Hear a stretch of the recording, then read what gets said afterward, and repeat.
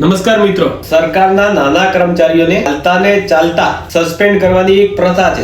નાના કર્મચારીઓ મોંઘા મોઢે સહન કરે છે. પોલીસ વિભાગમાં નાના કર્મચારીઓને રતિભર જેટલું પણ મહત્વ આપવામાં આવતું નથી. સિનિયર અધિકારીઓ નાના કર્મચારીઓ સાથે તોછડો વ્યવહાર કરે છે, એટલે નાના કર્મચારીઓ લોકો સાથે તોછડો વ્યવહાર કરે છે. 19 નવેમ્બર 2024 ના રોજ ડીસીપી ઝોન 1 દ્વારા વસ્ત્રાપુર પોલીસ સ્ટેશનના હેડ કોન્સ્ટેબલ લાલસન ગઢવીને સસ્પેન્ડ કરી દેવામાં આવ્યા. કારણ શું?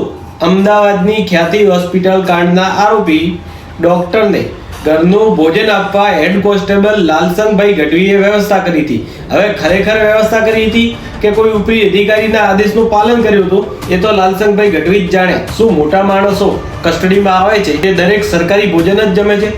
કોન્સ્ટેબલને સસ્પેન્ડ કરનાર police commissioner, deputy police commissioner શું એ નહીં જાણતા હોય કે લોકઅપ દરમિયાન કાચા કામના કેદી તરીકે આવતી વ્યક્તિ ઘરનું ટિફિન જમી શકે છે?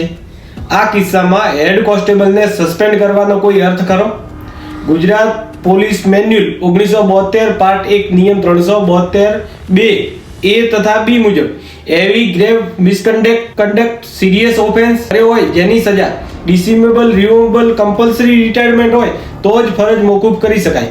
આવા ગુનાના સાક્ષી પુરાવા સાથે છેડછાડ ન કરે તેને રોકવા માટે, આવું કૃત્ય ફરી ન થાય તે માટે પોલીસ કર્મચારીને સસ્પેન્ડ કરી શકાય છે. શું આરોપી ઘરનું ટિફિન જમે એ કારણે હેડ કોન્સ્ટેબલને સસ્પેન્ડ કરવો એ કેટલા અંશે વ્યાજબી છે? શું કીડીને કોષને ડામ દેવા બરાબર આ કૃત્ય નથી? આવો જ એક કિસ્સો હાલ બહુ ચર્ચિત છે અમરેલીનો.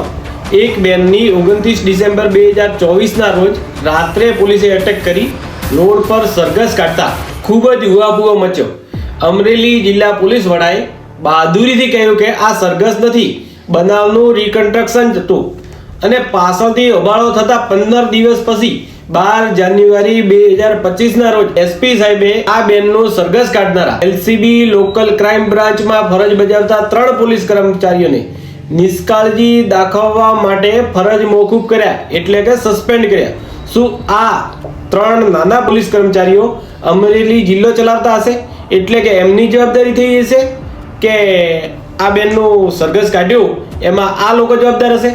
પાડાના વાંકે પખાલીને ડામ જેવી સ્થિતિ નથી આ? સવાલ એ થાય છે કે જો એસપી સાહેબના મતે આ બેનનું સરઘસ ન હતું, બનાવનું રિકન્સ્ટ્રક્શન હતું, તો આ 3 પોલીસ કર્મચારીઓને 15 દિવસ બાદ સસ્પેન્ડ શા માટે કર્યા? જો આ સસ્પેન્શન ઉચિત હોય તો એસપી સાહેબે રિકન્સ્ટ્રક્શન હતું તેમ કે ગુજરાતના લોકોને મૂર્ખ બનાવ્યા નથી? શું પોલીસના નાના કર્મચારીઓનો વાંક છે? ખુદ એસપી સાહેબ પ્રેસ કોન્ફરન્સ કરી ત્યારે આ બેનને હાજર રાખી હતી. શું આ મહિલા ગૌરવ ભંગ ન કહેવાય? રેન્જ પોલીસ વડા શું નિરીક્ષણ કરતા હશે? તેઓ સુપરવિઝન માટે શેનો પગાર લેતા હશે? આ કિસ્સામાં અમરેલી પોલીસ વડાએ ગુજરાત પોલીસ માટે બહાદુરીપૂર્વકનું કામ કર્યું છે કે શરમજનક, એ તો હવે તેમને ખબર. શું રાજ્યના પોલીસ વડા આ એસપી સાહેબ સામે શિક્ષાત્મક કાર્યવાહી કરશે? દર વખતે નાના કર્મચારીઓ પર દોષનો ટોપલો ઢોળી આઈપીએસ અધિકારી પોતે દેવદૂત હોવાનો ટોળ કરે છે. આ પ્રથાનો સરકાર અંત લાવશે?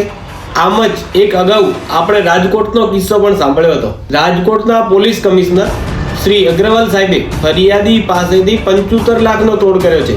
તેવી ફરિયાદ સત્તા પક્ષના એટલે કે બીજેપીના ધારાસભ્યે 2 ફેબ્રુઆરી 2022 ના રોજ કરી હતી. મીડિયાએ હોબાળો મચાવ્યો ત્યારે સરકારે માત્ર તેમની બદલી કરી. શું સરકાર આઈપીએસ કો દોષ નહીં ગુસાઈ એવું માનતી હશે? એક તરફ સરકાર નાના કર્મચારીઓને નાની બાબતમાં સસ્પેન્ડ કરે છે, તો બીજી તરફ લાંચિયા કર્મચારીઓને ભારે કાળજી લે છે.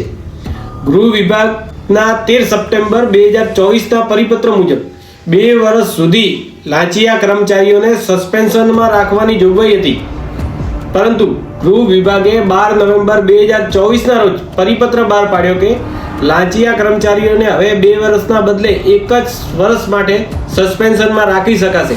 શું આ ગંડુ રાજા જેવો શાસન નથી? એવી જ એક આપણી એક કહેવત છે કે કઢી અભડાય દૂધ પાક નહીં, મતલબ કે નાના કર્મચારીઓને સજા થાય, મોટાઓને નહીં. જો આ વિશે નાના કર્મચારીઓ વિશે સરકાર પોતે નહીં જાગે કે સરકાર પોતે નહીં વિચારે તો આ નાના કર્મચારીઓનું કોણ? તે એક મોટો પ્રશ્ન છે.